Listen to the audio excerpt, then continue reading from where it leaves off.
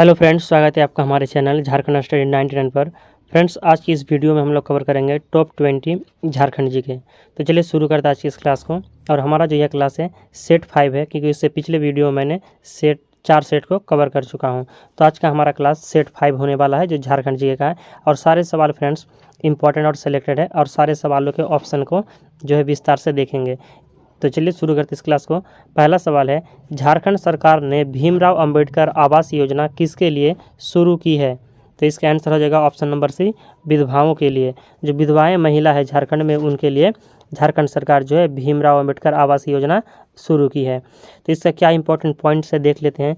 तो भीमराव अंबेडकर आवास योजना की शुरुआत 2016 ईस्वी में हुई है। भीमराव अंबेडकर आवास योजना की शुरुआत 2016 में हुई है, और भीमराव अंबेडकर की 125वीं जयंती पर। हमारा दूसरा सवाल है, झारखंड के विशेष माओवादी विरोधी बल झारखंड जगुआर का मुख्यालय कहाँ है?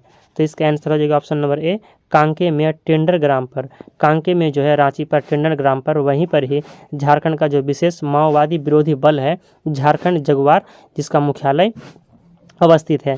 झारखंड जगुआर की स्थापना 2008 ईस्वी में हुई है, और इसकी जो स्थापना हुई है, यह एक पुलिस बल है झारखंड जगुआर, और इसकी स्थापना 2008 ईस्वी में हुई है। पुलिस बल का एक समूह है। तीसरा सवाल है, झारखंड के जनगणना के अनुसार झारखंड की कौन से जिले की जनसंख्या की विकास दर सबसे अधिक है? तो इसका आंसर हो जाएगा option number C, Koderma. Koderma जिले की है जो झारखंड का एकमात्र जिला कोडरमा है, जिसका जो जनसंख्या विकास दर है सर्वाधिक है। तो कोडरमा अभ्रक के लिए प्रसिद्ध है, और कोडरमा जो है हमारा अभ्रक के लिए प्रसिद्ध है। और न्यूनतम एसटी जनसंख्या तथा प्रतिशत में कोडरमा है, और न्यूनतम जो है एसटी जनसंख्या कहाँ पर है? तो कोडरमा में है, और प्रतिशत में भी कोडरमा है। चौथा सवाल है, भौगोलिक दृष्टि से जिले को दो प्राकृतिक विभाजनों में विभाजित किया जाता है। झारखंड जो हमारा है, तो झारखंड राज्य को जो है भौगोलिक दृष्टि से दो प्राकृतिक विभाजनों में विभाजित किया जाता है। तो किस किस में? केंद्रीय पठार और निचले पठार, पश्चिमी पठार और उत्तरी पठार, दक्षिणी पठार और पश्चिमी पठार, या ऑप्शन नंबर डी में दिया है पूर्वी पठार या पश्चिमी पठार। तो इसका आंसर हो जाएगा ऑप्शन नंबर ए, केंद्रीय पठार और निचले पठार। झारखंड को भौगोलिक दृष्टि से दो भागों में विभाजित कर सकते हैं, केंद्रीय पठार और निचले पठार। पांचवा सवाल है, तो फ्रेंड्स इसका इंपॉर्टेंट पॉइंट है कि गिरिडीह पठार की औसत ऊंचाई 700 फीट है, और जो हमारा गिरिडीह पठार है इसकी औसत ऊंचाई कितनी है? 700 फीट है। गिरिडीह में उसरी नदी बहती है, और उसरी नदी जो है गिरिडीह जिले से होकर बहती है। पारसनाथ की पहाड़ी गिरिडीह में अवस्थित है। पांचवा सवाल है, पूर्वी सिंहभूम जिले में कितने ब्लॉक हैं? पूर्वी सिंहभूम जो है, तो इसमें कितने ब्लॉक हैं? तो 11 ब्लॉक है। Option number A right answer हो जाएगा, 11 ब्लॉक। पूर्वी सिंहभूम जिले में ब्लॉकों की संख्या 11 है।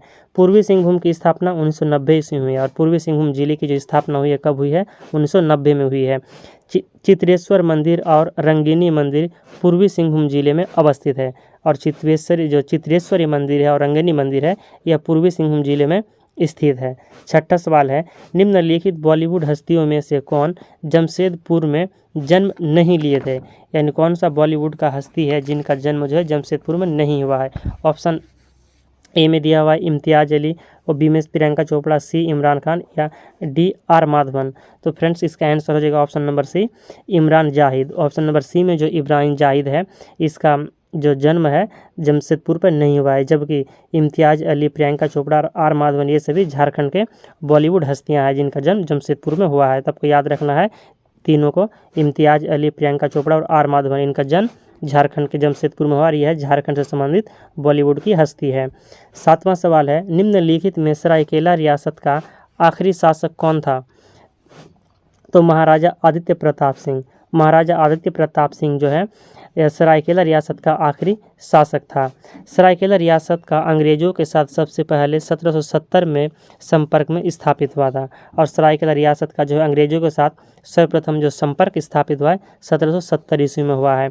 2000 ईस्वी से सरायकेला झारखंड राज्य का भाग है, और 2000 ईस्वी में सरायकेला का मतलब गठन किया गया था, और यह झारखंड राज्य का भाग है। वर्तमान में यह कोल्हन प्रमंडल के अंतर्गत आता है, और सरायकेला जो है यह किस प्रमंडल के अंतर्गत आता है? तो कोल्हन प्रमंडल के अंतर्गत आता है। आठवां सवाल है, किताब स्वराज लूट गया किसने लिखा है? किताब है कि स्वराज लूट गया, इसके लेखक कौन है? तो बाबू राम नारायण सिंह है। Option number D right answer हो जाएगा। बाबू राम नारायण सिंह स्वराज लूट गया इस पुस्तक के लेखक हैं। गायब होता हुआ देश तथा रुलाई का कोरस इसके लेखक हैं रविंद्र द्वारा लिखित है, यानी रविंद्र इनके लेखक हैं कि गायब होता हुआ देश तथा रुलाई का कोरस इसके लेखक हैं रविंद्र। और कोच कड़वा जो नाटक है इसके लेखक है सुलेमान मुर्मू। कोच कड़वा नाटक के लेखक हो गया सुलेमान मुर्मू और गायब होता हुआ देश के लेखक है रविंद्र।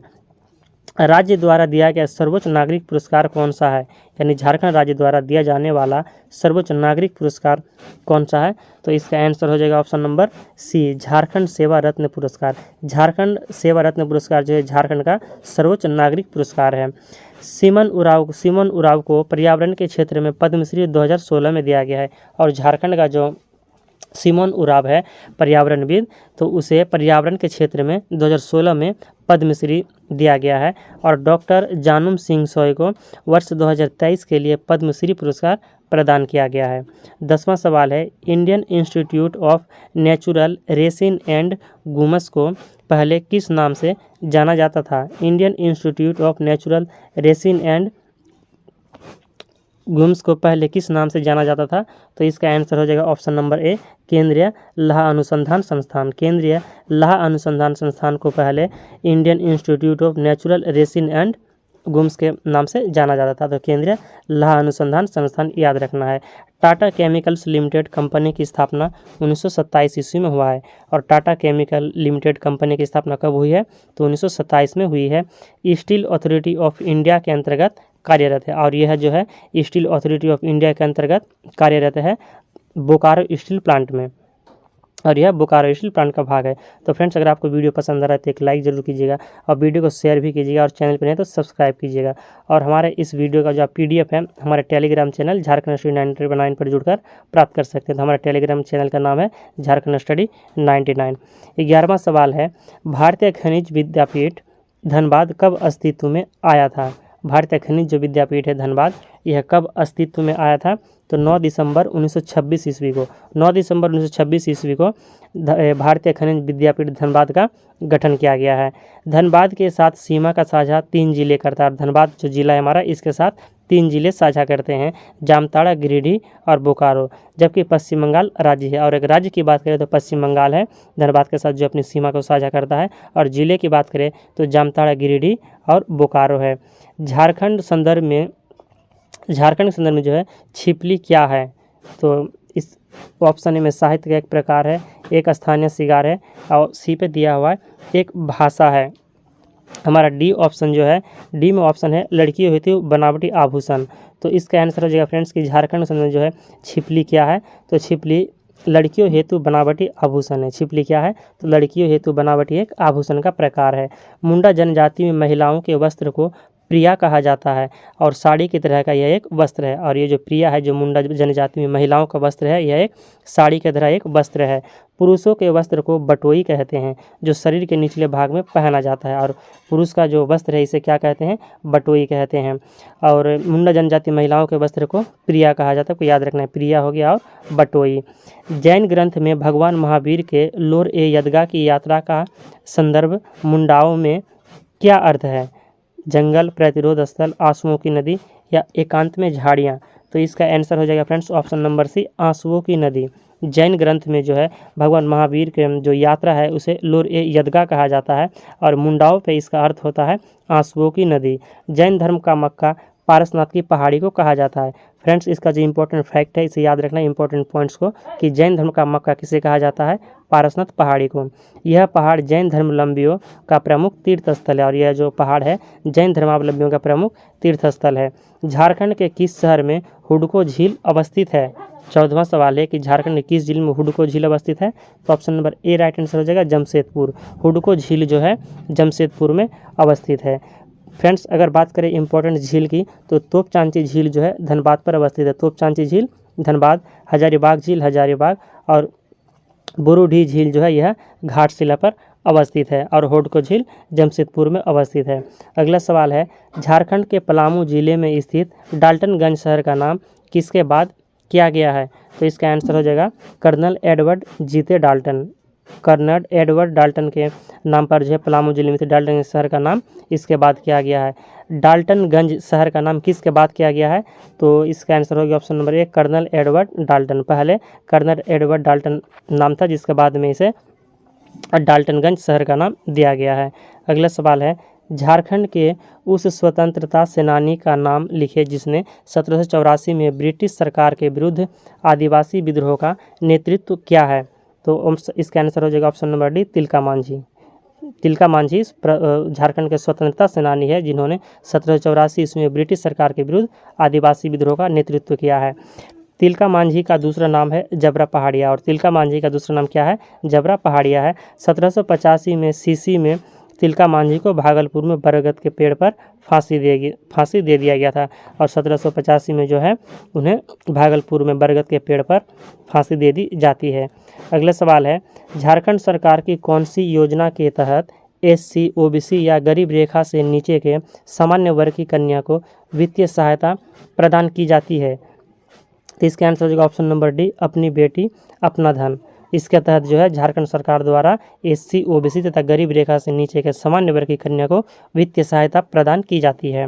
मुख्यमंत्री सारथी योजना की शुरुआत 15 नवंबर 2022 को हुई है, और एक योजना है इंपॉर्टेंट योजना मुख्यमंत्री सारथी योजना, इसकी शुरुआत 15 नवंबर 2022 को हुई है, और इसका उद्देश्य है प्रखंड स्तर पर युवाओं को रोजगार हेतु प्रशिक्षण प्रदान करना। मुख्यमंत्री सारथी योजना का प्रमुख कार्य है, और इसकी शुरुआत 15 नवंबर 2022 को हुई है। अगला सवाल है, स्वर्णिम चतुर्भुज सड़क किससे होकर नहीं गुजरती है? रांची, धनबाद, बोकारो या गिरिडीह? तो फ्रेंड्स इसका आंसर हो जाएगा ऑप्शन नंबर ए रांची। स्वर्णिम चतुर्भुज जो है किससे होकर नहीं गुजरती है? तो रांची से होकर नहीं गुजरती है। झारखंड के सर्वाधिक जिलों से होकर गुजरने वाली राष्ट्रीय राजमार्ग NH-20 है, जो 6 जिलों से होकर गुजरती है। NH-20 जो है कितने जिलों से होकर गुजरती है? तो 6 जिलों से होकर गुजरती है। अगला सवाल है, निम्नलिखित जिलों में से कौन से जिलों में देवौर घाटी स्थित है? तो देवौर घाटी जो है या किस जिले में अवस्थित है? तो कोडरमा में अवस्थित है। देवौर घाटी कोडरमा में अवस्थित है। अगला सवाल है 20वां सवाल, झारक्राफ्ट को किस वर्ष स्थापित किया गया है? झारक्राफ्ट को जो है किस वर्ष स्थापित किया गया है? तो 2006 ईस्वी में झारक्राफ्ट की स्थापना हुई है 2006 ईस्वी में।